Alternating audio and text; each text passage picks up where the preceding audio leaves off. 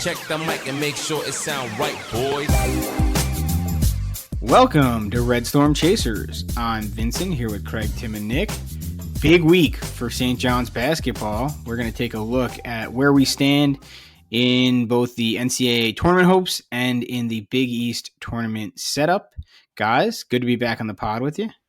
Great to be back on the pod, and great to see all the victories that St. John's has been having since I've been out. So great to be back. It's been a nice time for victories for St. John's. Nick, good to see you again. Yeah, it's been great. St. John's is everything has fallen our way recently, and we're all back on the pod together, as Tim said. First time in a long time. So yeah, it's nice to have us all back together. Get the band back together. Get the band back together. Well, it is good. It is good to all be back, and it's an important time here for St. John's basketball. So let's start with the 10,000-foot view. Obviously, one game left in the regular season of the Big East season, or of college basketball season, to be completely honest. But of all the Big East teams finished their season on Saturday, which will set up the standings for the Big East tournament, which is next week. We've got one more game. Our last game is home at Madison Square Garden on Saturday against Georgetown, which we'll get into a bit later. But taking the overhead look, obviously we've had good fortunes of winning back-to-back games or winning 4 games in a row. And on that journey, we've worked ourselves back up, currently tied for the 5 spot with Villanova and Providence heading into this last Georgetown game. And, you know, we are actually in a great spot in terms of where we're going to finish in the Big East. Better, I think, than some people thought at certain points during this season. Yeah, I mean, we were kind of left for dead after that Seton Hall game, to be completely honest. I mean, we talked about it here. It felt like it was a gut punch, you know? It felt like the season was really over, and what a difference a couple weeks make. I mean, we are now trending the correct way, and the tournament seems like it's a real possibility again. So, all right, so let's take a look at the tie-breaking scenarios and the standings that are likely for the Big East tournament. Obviously, with only one game left, some things are set, but there is still a lot of movement, and a lot of the movement will involve us. The 1 seed's a lock. UConn 17-2. They're the 1 seed. They can't be caught. On the bottom side, I'll do it easy, even though it's top and bottom. DePaul is locked in at the 11, and Georgetown is locked in at the 10. So those cannot change. So 1, 10, and 11 all set. All right, so with the 1, the 10, and the 11 locked, the first interesting tiebreaker scenario comes in at the 2 and 3. Creighton and Marquette both come in 13-6 into their last game. Creighton will play at Villanova. Marquette will play at Xavier. Obviously, if one team wins and the other loses, the winning team will be the 2. The losing team will potentially be the 3 because Seton Hall has kept themselves high up in the standings. They come into Saturday 12-7. So a chance to get to 13 wins and a chance to be involved in the fray of the tiebreaker. So play out the scenarios a little bit just because it will have an impact in terms of how the seeding around us takes place. So say Creighton loses, right, and Seton Hall wins. Creighton holds a tiebreaker over Seton Hall, so that wouldn't really be an issue. Say Marquette were to win, then Marquette would be the 2, Creighton would be the 3, Seton Hall would be the 4. If Marquette loses and Seton Hall wins, that's when things get interesting. Marquette split with Seton Hall. So the second tiebreaker in the Big East is wins against the highest position opponent. So technically it's kind of who has the best win, which in this case would be Seton Hall. Seton Hall beat UConn. So Seton Hall is in a good spot if Marquette is in the mix because of that win against UConn. So say all 3 of them lose. Because of that win against UConn, if Seton Hall comes up against Marquette, they're going to find themselves in the 3 spot instead of the 4. If Creighton and Marquette were to both lose and Seton Hall were to win, unfortunately for Seton Hall, because of their 2 losses against Creighton and Marquette having split with each other, they would remain in the 4, and the 2 and 3 would actually remain the same. So Creighton would be the 2 and Marquette would be the 3. Some of this will come into play a little later. Now we get into the more interesting stuff for us, which is actually the only thing that matters, and that's where our seeding will be. Before we get into our tiebreak scenarios, I'll just give you guys the question: where do you want to finish? What seed do you want here in the Big East tournament? Nick, we'll start with you. I think I want to be personally. I want to be the 5 seed this tournament. I understand that we'll play Seton Hall and then we'll go on to play Connecticut after that. But I would rather avoid Wednesday, give us fresh legs on Thursday, give us an opportunity to play Seton Hall. Listen, Seton Hall mashed us twice. The one time it was in UBS Arena. The other time it was at the Rock, which we were terrible at. Let's get them at the Garden once. Let's see how we can do. We're a better team than we were before. Then we have a chance at Connecticut, right? So Yep. that would be fun. Give us a chance when we both, we both had to play one game rather than us having to play, 2 games against Marquette or 2 games against to get the Creighton and stuff like that. That's my personal opinion. It's an interesting look at it. I disagree, but I'll get to my point in a minute. Tim, what do you think? So for my answer, it's two-sided to a point. I'm going to say the 5, but that's strictly because I don't want to put bad juju out there, say the 6, and us lose to Georgetown. Okay, I see what you're saying, except we can win and still end up in the 6, and I'll explain how that happens in a little bit. No, I get that, but I know if I say anything lower than what we can be right now, I feel like I'm going to bring on bad juju. So all right, fair enough, Tim. So that's you give it all right, understandable. Craig, what do you think? So my thought process is I think the 6 would be the sweet spot for us. Obviously beating Georgetown is part of this. I mean, if you don't beat Georgetown, then it all doesn't really matter. So I think the 6 is a good spot because you get to match up with DePaul at the 6th seed, which is a game 100% going to win, which is good, gets us 20 wins. That's an important number, I think. It would be helpful. Then you're going to play the 3, which could be either Creighton or Marquette, depending on how it all breaks out. But that's a one opportunity for us in a game we can win. True. That could also be Seton Hall, by the way. It could be Seton Hall. I would prefer it to be Marquette or Creighton, frankly, in my opinion, because I think if we get to be the 6, if we get DePaul, we beat DePaul, I think we're in really good shape. And the quad opportunity is kind of a buffer. If we're the 5, we have to win that Seton Hall game, and that's a much harder degree of difficulty game than the DePaul game. And if we lose that game, we are going to sweat it out on Selection Sunday. I think similarly to Craig. I think we are better off ending up as the 6 seed than we are as the 5 seed. I don't want to be on the same side of the bracket as UConn. Part of it's that. Part of it is we don't get as many quad 1 opportunities there. And for me, I think we're in a good spot for the tournament. I just think the more quad 1 opportunities we get, the better off we are, right? And since these count as home games, Seton Hall is not going to be a quad 1 opportunity. So you're already starting off -1 on the quad 1 opportunities. You're only ever going to get 2 quad 1 opportunities theoretically if you're in the 5 spot and you win the championship. You would have one against UConn in round 2. And maybe if UConn gets upset, you don't get that. But again, these are possible. You would get UConn the next round, and then you would theoretically get a game against Marquette or Creighton, which are the only 3 games that get us quad 1 opportunities in this tournament. So that's why I think the 6. I think Craig's right. You get a DePaul game that gets us to 20. That's a good check mark. It's only good in number, though, just because it's 20, not because, beating DePaul does nothing. Again, we talked about it a million times. Beating DePaul increased our net by 4 spots.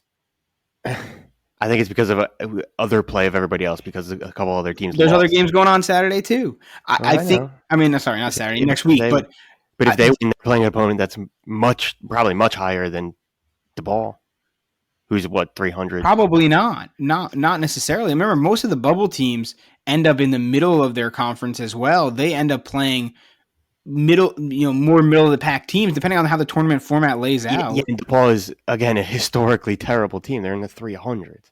We're talking about it. So it's a layup of a win. It's a layup of a win, but it's a nothing. It's a net 0. Yeah, but if you have someone lose, right? So Wake Forest.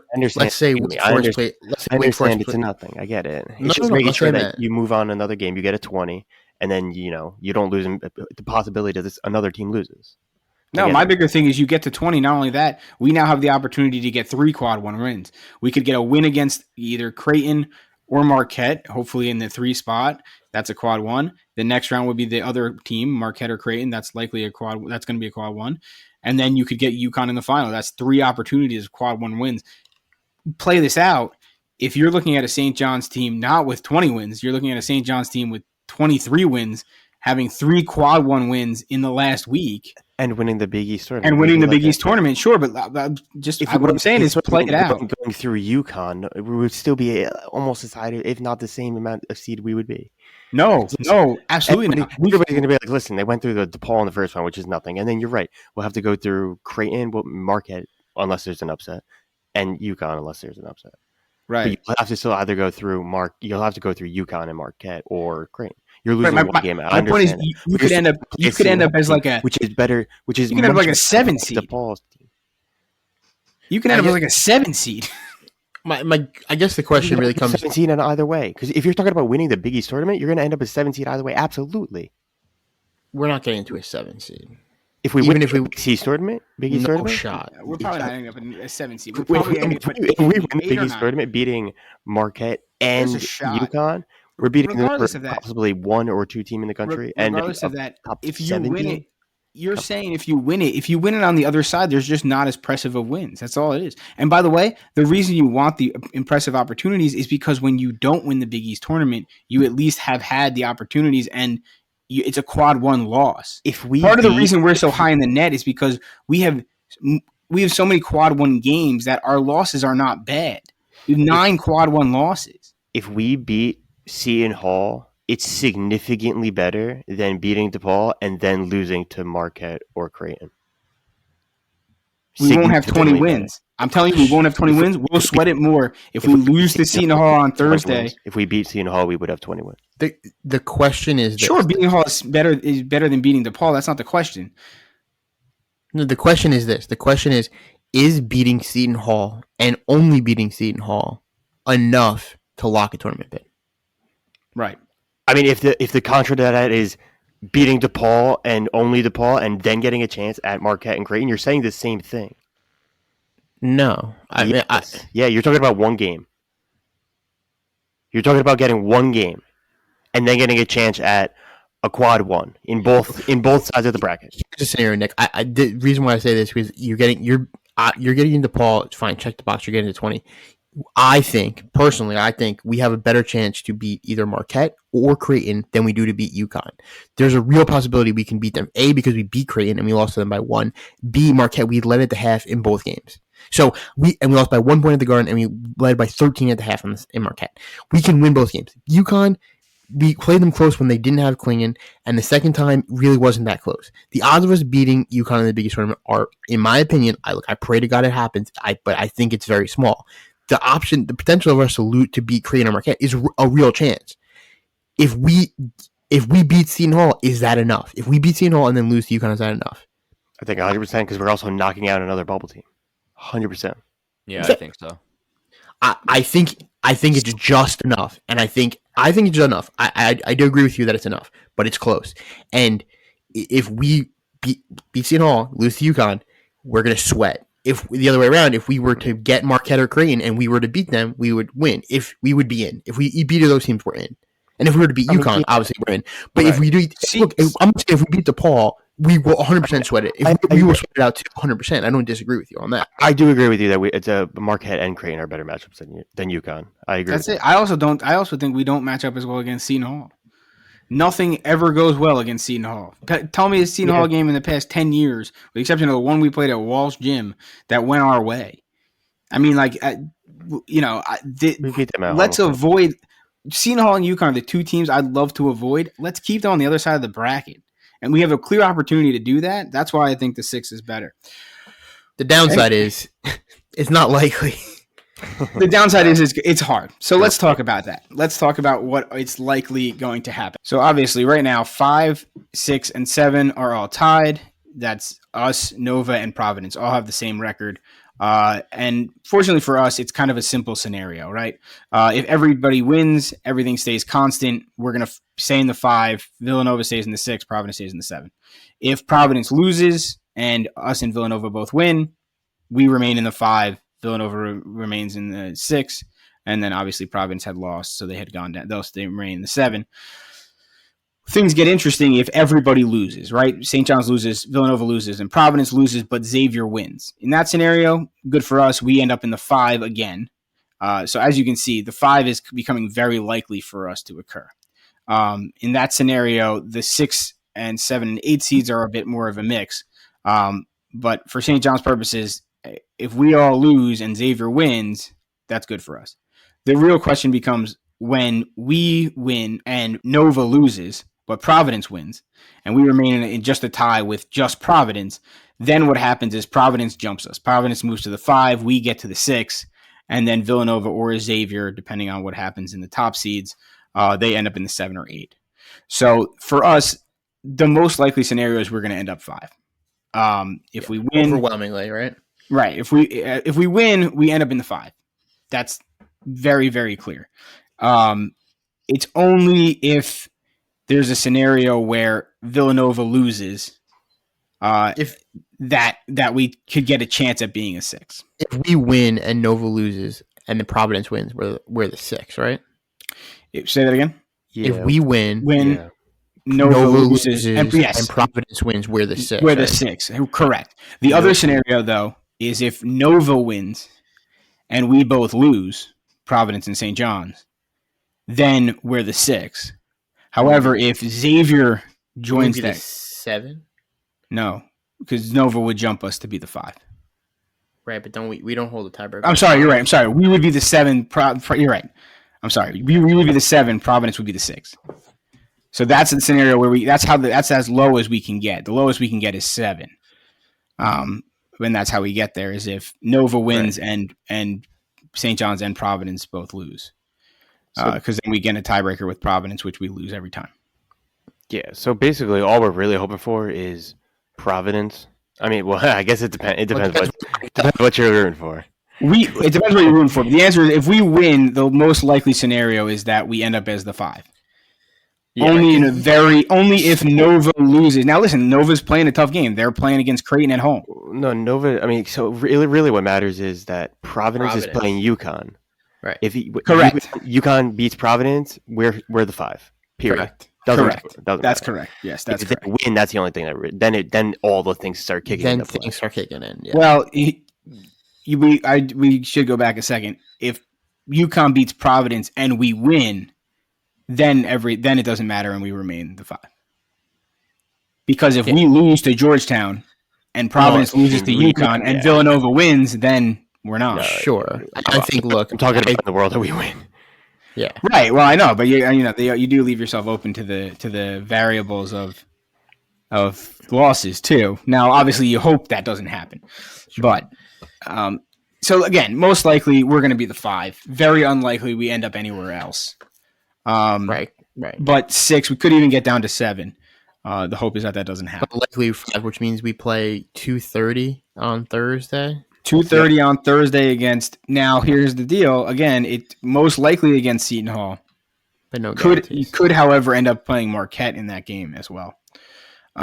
There's a scenario where they lose to Xavier and Seton Hall wins against DePaul, which is likely, where they could own the tiebreaker. But again, that involves Marquette losing at Xavier, which isn't out of the realm of possibility, but I'd be okay with that then. Most likely not going to happen. Yeah, actually, I'd be okay with that too. But anyway, then we would go on. As I said, UConn locked into the 1. They'll play the noon game on Thursday. We wouldn't play a Wednesday matchup as the 5. Just a reminder to everybody.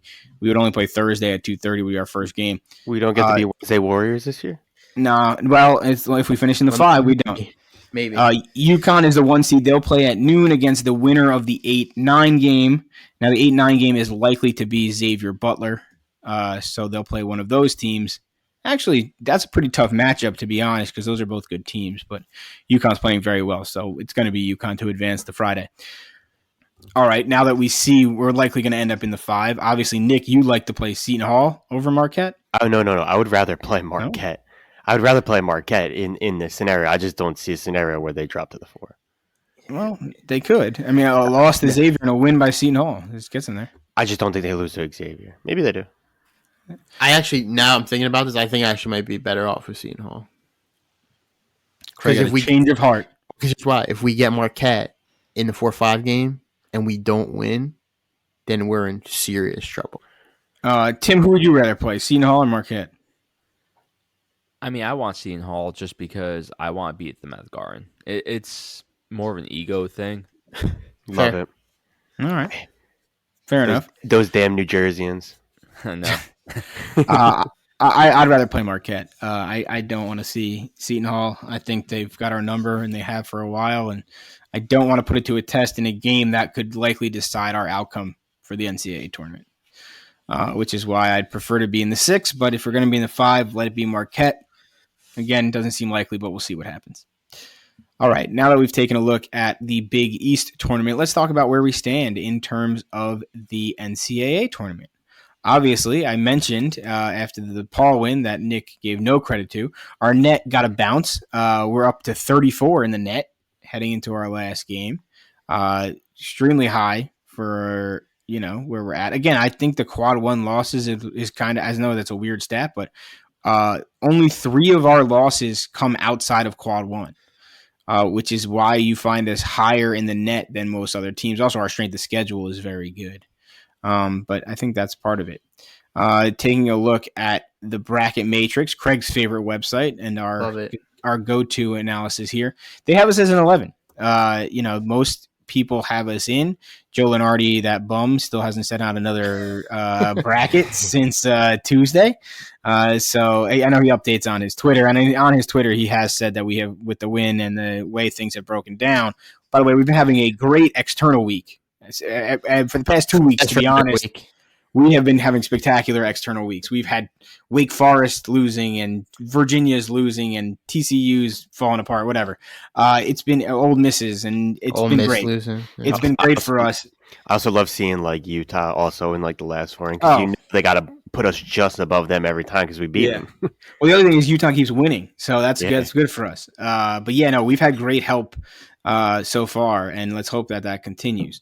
Bracken Matrix has us as an 11. Lenardi, again, he had us as his first team out on Tuesday, but he has since updated that, and we've moved our way in, and New Mexico has slid out actually because of a loss. Wake Forest slid out, and Providence is now the first team out.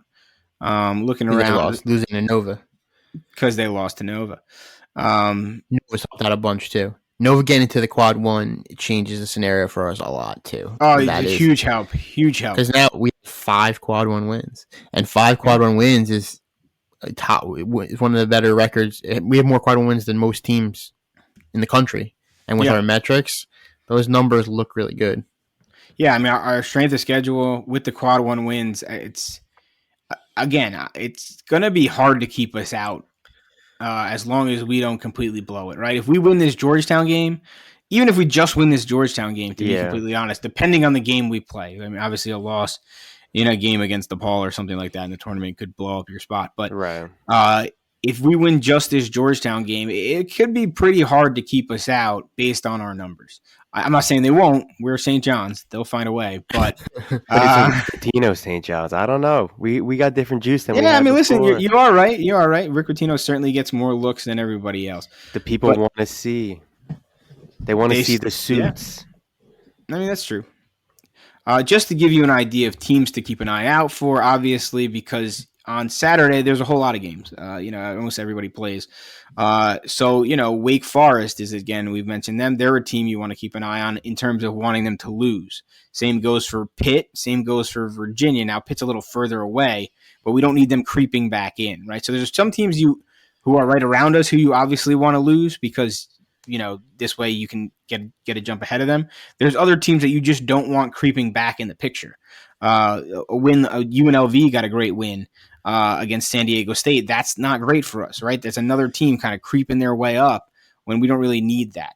Wake Forest is a team you're rooting against. Pitt's a team you're rooting against. Utah, obviously, is a team you're rooting for, but only to the extent that it doesn't interfere with us, right? Yeah, we don't want them winning like the Pac-12 champion. No, we don't. No, we don't. No, because that steals a direct bid. Like they're absolutely getting in that one. We just need them to stay below 50 in the net. Correct. Anything else, I don't care. They can be 49th.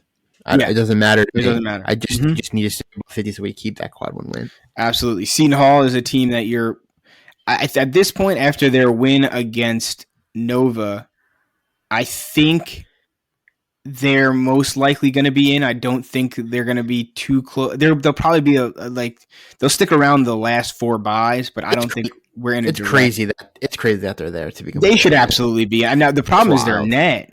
Yeah, I know. Their net's just so high. Just look at the. Listen, I'm with you. The only answer I have is that their strength of schedule is poor. And it comes down to their non-conference strength of schedule, because their non-conference strength of schedule is in the 223. True. You know what the other problem is, and there was a conversation about this, how the Big 12 is a game in the system. Part of it is that Seton Hall, the way they play, they don't run up scores on bad teams. Yes. They generate close games, so that keeps their numbers low. Yeah.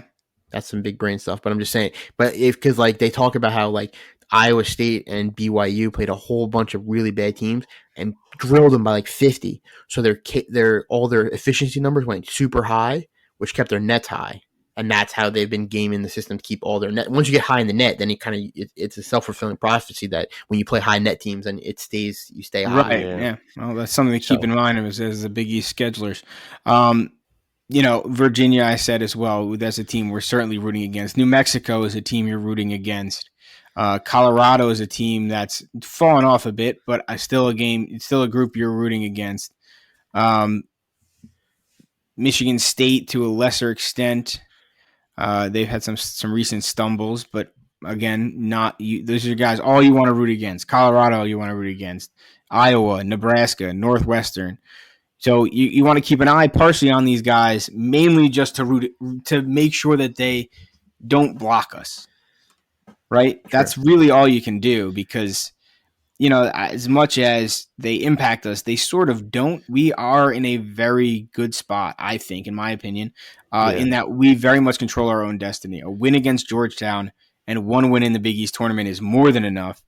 We may even be able to get in with just a win against Georgetown. Yeah.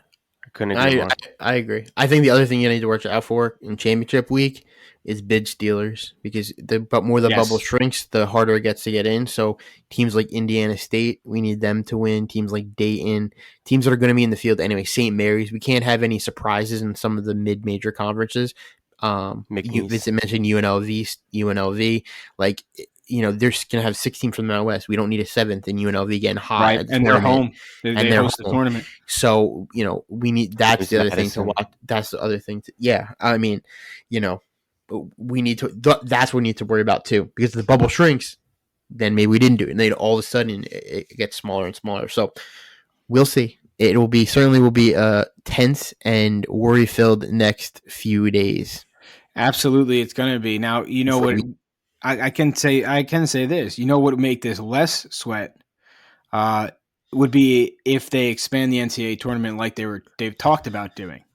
Now I'm an anti-expansion. I think the NCAA tournament has reached the point where it is perfection. We just leave it alone. Just let it be. We don't need to do anything extra. Just for once in sports, just please God, just don't touch it. Just let it be 68. Just the way it is. We've got the first 4. It's great. You get 2 bonus games on Tuesday and Wednesday before the tournament. No one really cares about the 16 games unless they end up being good. You get 1 or 2 good games, and those games have been good. It's not like the first 4 games have been bad. Yeah, those games have routinely been good games.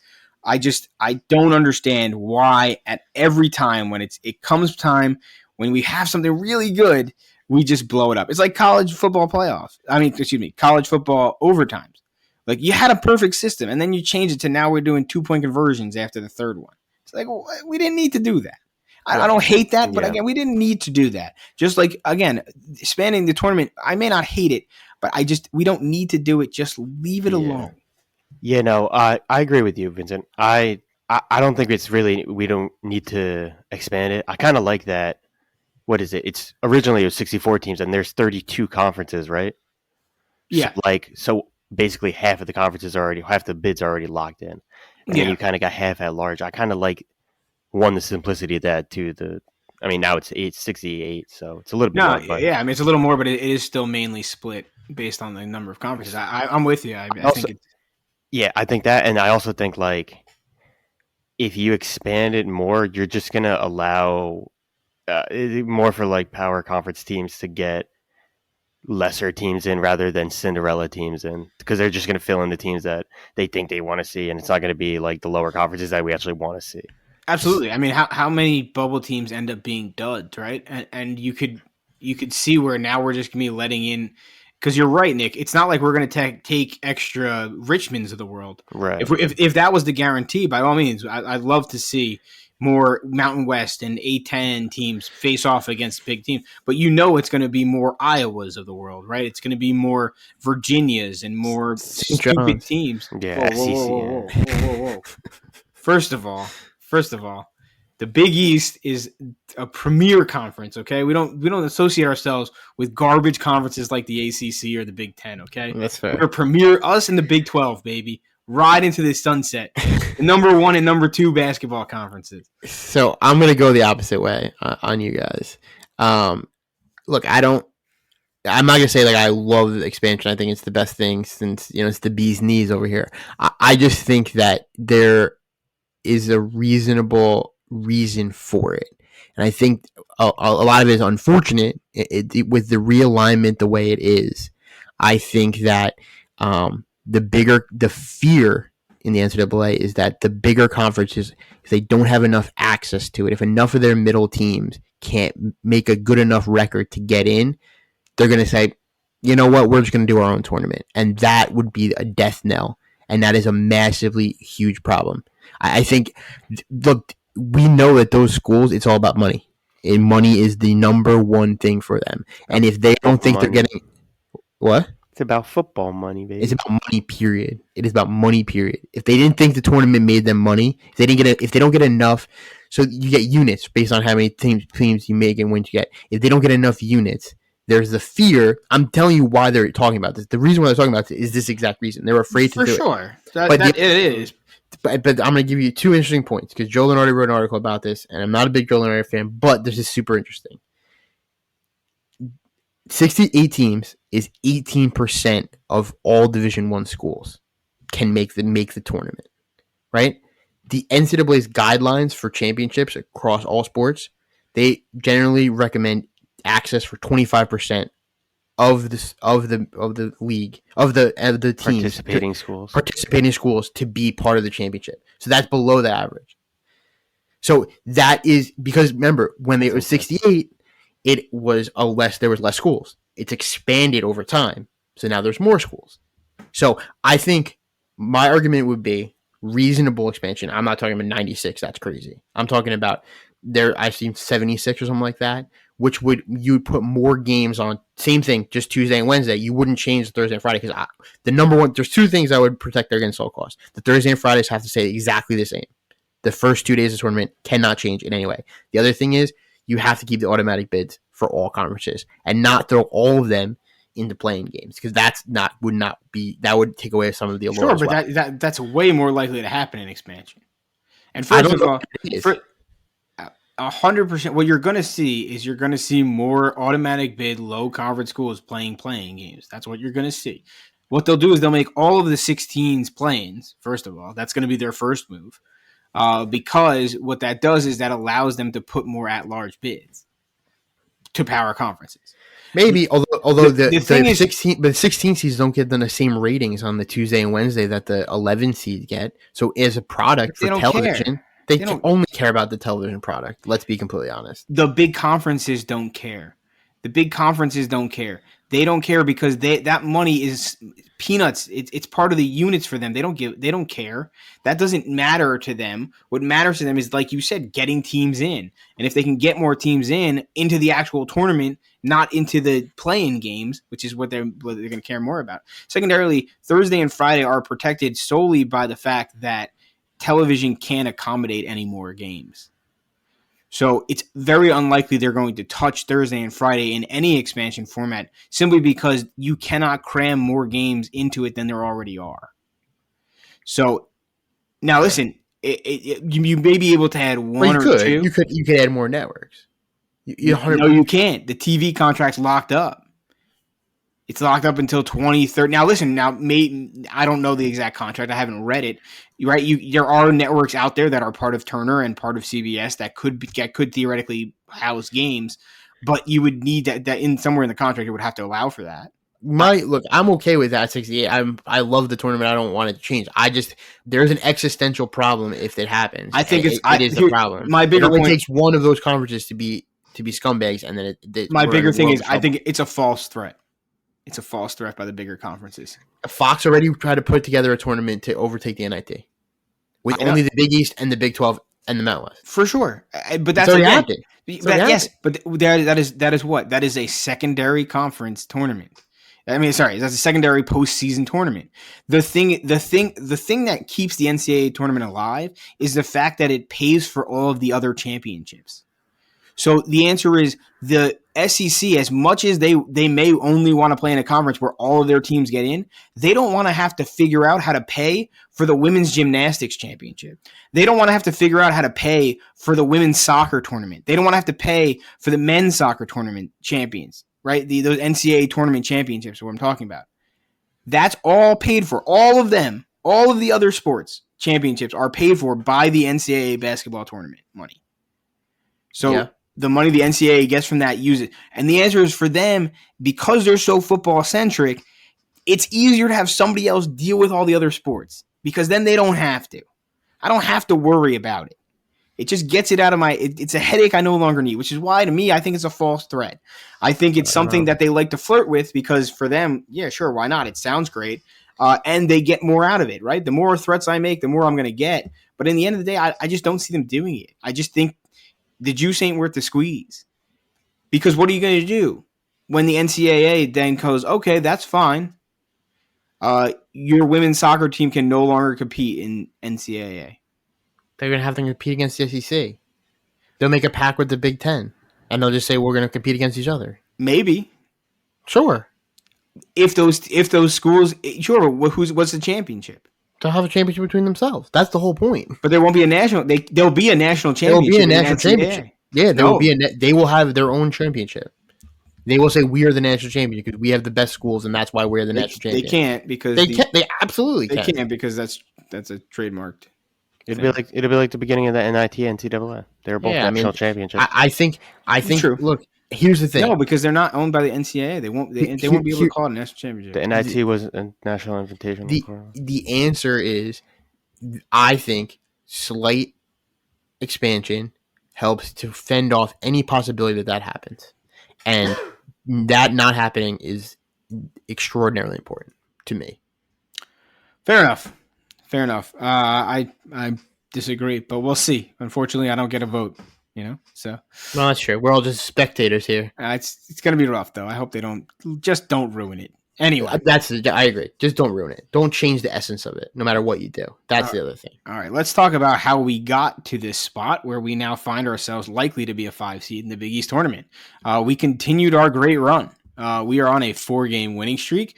The first win that we've got to talk about is a great one for us at Hinkle. We overcame the Hinkle curse, so to speak.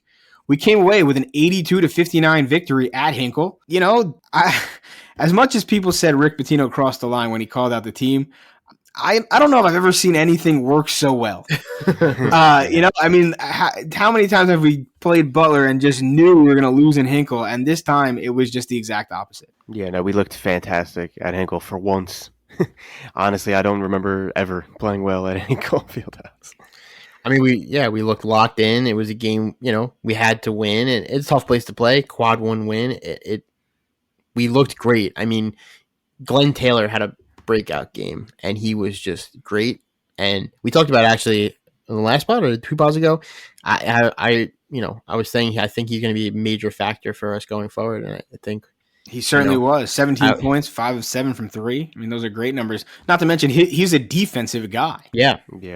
Those numbers don't come out on the stat sheet always. I mean, 3 steals is certainly on the stat sheet, but those numbers don't always come out when you're a defensive guy, and he lit it up on both in this particular game. Besides that, so he had double digits. R.J. Lewis, we would be remiss to not mention him. He had 15 points, second highest scorer on the team. And then Chris Ledlam. Chris Ledlam has been playing great. Yeah. 10 points for him. 3 of 7 from the field, 4 of 4 from the free throw line, which is what we love to see. We shot 91% from the free throw line in this game. Love that for us. Can't ask more than that. 34% from 3, which is decent. 44% from the field. But I do think our defense is really what got us there. 59 points only for Butler. We held them under 40. They shot 39% from the field, which was great. It just, this team has games like this where you look and you go, yeah, this team can do this. This team can win the Big East tournament. This team can win against anybody. And I know, and Butler's a good team.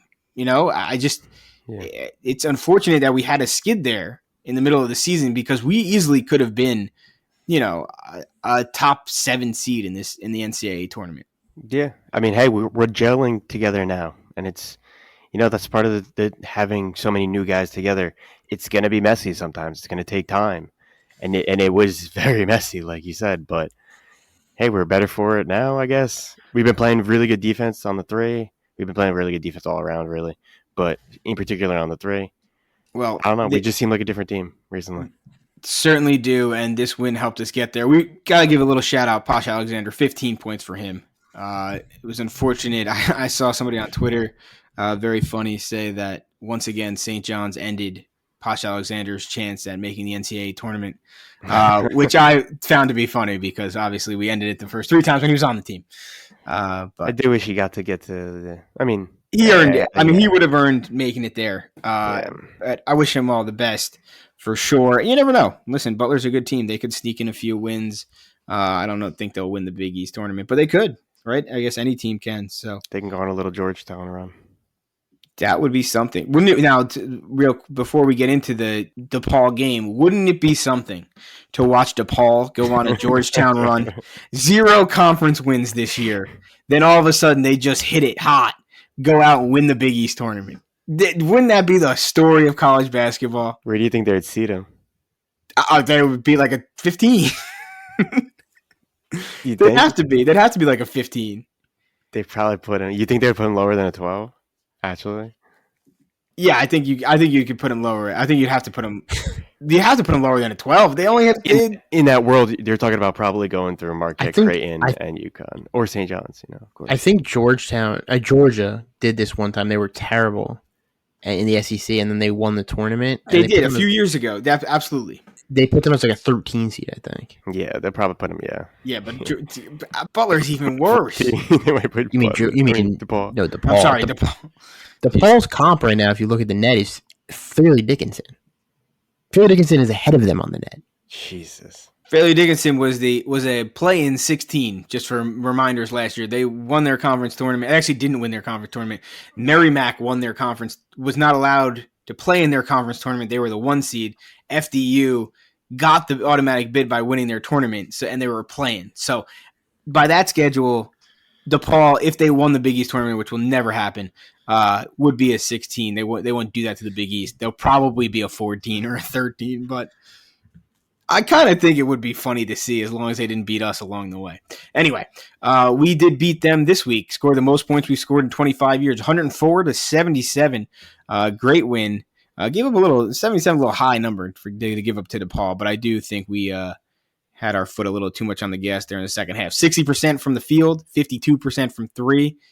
Absolutely spectacular numbers. However, our defense wasn't super great. 50% for them from the field, 58% from 3 for the Blue Demons. This was a game where, if you tuned in for, well, I guess if you tuned in at the beginning, it was a little back and forth for a while. Yeah, for a little while. A little closer than you wanted it to be in the first half. Or I should say the first half of the first half. And then we hit a run, and we're up 54-28 at half. Yeah, it was senior night for them, so they came out with a little spark.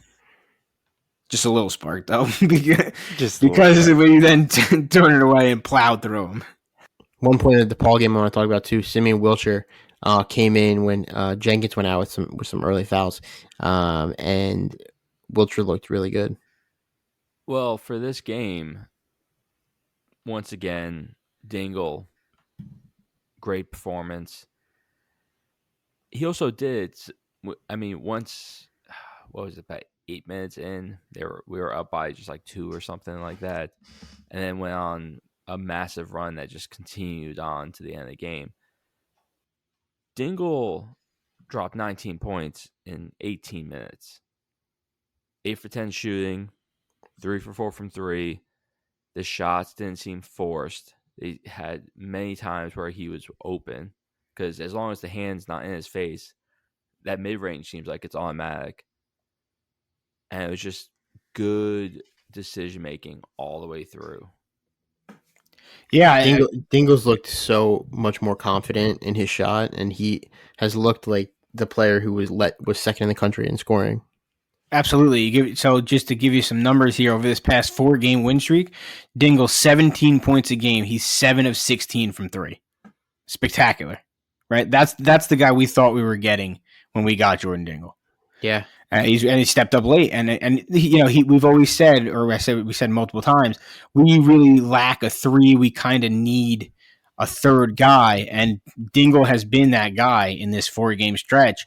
And what a time for him to get hot. Let's hope it continues. Also, I mentioned Chris Ledlam in the last game. Ledlam this game, 19 points, 8 rebounds, 8 of 11 from the field. He had another great game. He in this past 4-game winning streak, 12 points per game, 5.5 rebounds per game, and 2 blocks per game, because he also had 2 blocks against DePaul, and he had 3 steals. So those 2 guys, listen, they didn't come in as hot necessarily as we thought they were going to at the start of the season, but they're paying off now. I mean, these are the guys that we kind of advertised have gotten back now, and what a time to get it. Let's just hope it continues, because having a third guy in Dingle to go with Soriano and Jenkins, again, would be huge and really puts this team into the flow with guys like Glenn Taylor on defense and Ledlam playing the way he's playing. We would be a team a lot of people would not want to see in the tournament. All the pieces are finally coming together. Well, again, Rick Pitino's teams take time, right? That's always been the mantra. They take time to build together. This team may have needed an extra kick in the ass, and Rick Pitino was certainly willing to give it to him. But it seemingly has worked. They may lack lateral quickness, but since lateral quickness was deemed as a non-factor for us, we've decided to strictly go north and south and just continue going north in the rankings. That's it. We're heading in the right direction. Again, even that DePaul win got us 4-point increase in the net, which you'll love to see. All right, we got 1 game left. It's Saturday. This game is going to be at the one, the only Madison Square Garden. It'll be Ed Cooley's first visit as the head coach of the Georgetown Hoyas. Boo. You suck. That game at noon. Terrible. Hate noon games, but on Fox. Noon games are fine, I guess, on Saturday, but I'm not a big fan. We tend to not play well. Yeah. Anyway, I digress. Let's take a look back at our last game against Georgetown, just 2 weeks ago. A little bit scary, a 90-85 win against the Hoyas, and you kind of felt this was after Rick Pitino had come out and said all this stuff. It was the first game after. It was the first game after, and it was a good win, but you did kind of feel like we only won because we were just better than them enough to hold on. At least that's the sense I got from watching this game. Yeah, no. But you look at the numbers, right? Glenn Taylor had 0 points. He played 6 minutes. Very different Glenn Taylor playing in games now. Even look at Dingle. He crushed it that game. So he was where he was supposed to be. But I think this team is a different team. So my hope is that the results reflect that and we come out and win the way we should have against Georgetown the first time. I think we need to, and I think it's important for us to do that to continue to show the committee and the nation at large of that we're a different team now. We also need to keep our metrics up, and by winning by a lot is important. But we need to win. Obviously, that's one. Very key. Very key.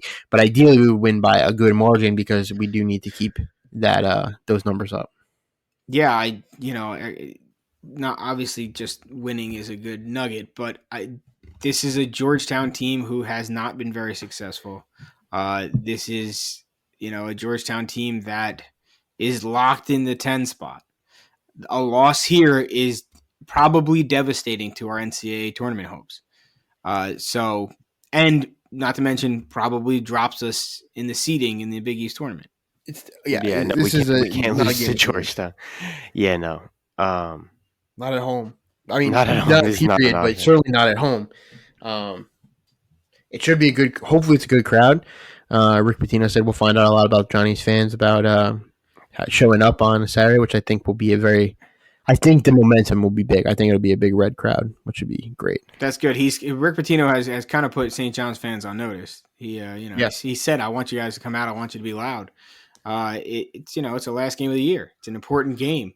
It's a rivalry game. It is a rivalry game, but it's even though Georgetown's not good, it's got a little extra juice for us. So come out, be loud, and support our guys. Get us to that 19 win line, and give us the real shot at making sure we're on the right side of the bubble come Selection Sunday. Yeah, the only thing, again, we should beat them. We're just a better team than them. We showed that last time, even though we were scared, like you said. But the only thing is, I just worry Ed Cooley's going to try to get his team up for this game because, it's right before the Big East tournament, it's the last game of the season, at MSG, all that fun stuff. And he's Ed Cooley, and he sucks. And he's Ed Cooley, and he doesn't like St. John's, and it's a rivalry game. He's an asshole. Yeah, fair. But yeah, that's the only thing. I mean, yes, that is certainly the fear. And again, he did a good coaching job at Providence, so he certainly shows that he can win with teams. And you did mention Georgetown having that run when they were down at the bottom of the Big East, and they went on and won the Big East tournament under Ewing. Yeah, let's hope that doesn't happen. Let's hope it doesn't start with a win against us. Is all we can say. All right, so even though we've got one game left this week, we're going to do our Spotlight Player of the Week based on the Butler and DePaul games. It's not a normal week, but it's how we covered it, so that way we could get this last game episode going. So looking at that, Craig, who do you got as the Spotlight Player of the Week for the Butler and DePaul game? I can't do two. Craig, it's been 3 seasons. It's been 18 weeks. At this point, I just kind of expect you to say 5 names and I hope that at least one of them at the end you go, I think this guy is my number 1. So for my Spotlight Player this week, I'm going to go with Jordan Dingle. I think that his confidence and that his scoring ability has really turned a corner, as we talked about a little bit before, and I think that's been super important for us. And I think it's that's why I go with Jordan Dingle this week. All right, fair enough. Tim, who's your Spotlight Player? I really wanted to go with Glenn Taylor, just because not many times I get to shout out another Taylor as a junior. So that was disappointing that he dropped 0 in that game. He did get a block and a steal. That's great defense. But yeah, I got to go with Jordan Dingle. Jordan Dingle also, besides scoring efficiently, he stepped up and helped run the point with Sim when Jenkins got in foul trouble and no steps were missed. So stepping up into helping Sim run the point, I think that was big. And you don't know what's going to happen in the conference tournament. Jenkins could get 3 fouls in the first 5 minutes, just in pure chaos. And now we know those two can run together now. So it's good to know. Fair point. All right, 2 votes for Jordan Dingle. Nick, I'll let you go before I go, because depending on who you vote for, this thing may be over. Ooh. It's not going to be over because I am not going to go with Dingle. I am going to go with RJ Lewis. I think RJ Lewis came off the bench in both games very efficiently and very productively. There is certain times in the DePaul game when he was very haphazardly running around the court and he needed to be taken out for a minute. But outside of that, like 2-3 minute stint, I think he came in off the bench, really brought a lot of energy, was a very good spark plug, is very talented, needs to refine it for sure. And he has been throughout the season, but I think he showed that he can be very, very, very solid off the bench and bring a lot of energy. So that's why in the last 2 games, yeah. I think those are very valid points, Nick, and I couldn't agree with you more that RJ Lewis is absolutely not the Spotlight Player of the Week. It's Jordan Dingle. Come on, Nick. What are you doing? Guy shot 80% from the field in the DePaul game, had 19 points, 6 assists. Just spectacular. 3 of 4 from 3. Also against Butler, he shot 57%. He was 4 of 7. 9 points, 3 steals for him. RJ Lewis certainly gets a shout out because he did have 2 great games. But this week's Spotlight Player of the Week is Jordan Dingle. Craig, how many is that for Jordan Dingle? 2. All right. Who leads at the end of this? We got one more game. Remember, one more Spotlight Player of the Week, Craig. Who's in the lead? Dennis Jenkins. Are you positive? How many? No, you're not. You know why? Because you didn't do your job, Craig. You were supposed to keep count, and what did you not do? You didn't keep count. It's all up here. No it's all in my idea. head. It's all in You my have head. no idea who's the leader. Now we have to go back and count. Jenkins has, I think, 3. I don't want to hear pity guesses. Millions. I don't want to hear it. We pay you millions for nothing. I know. He's gonna next year tell you. Well, I think Rick Pitino's conference is up there because it has 1. Do your job, Craig. Do your job. All right. Well, we'll have to figure it out next week. After the last game, we'll have a Spotlight Player of the Week, and we'll say who the overall Spotlight Player of the Week is if Craig can figure out how to count without using his fingers and toes. That'll do it for this week. For Craig, Tim, and Nick, I'm Vincent. Go Johnnies. Keep chasing.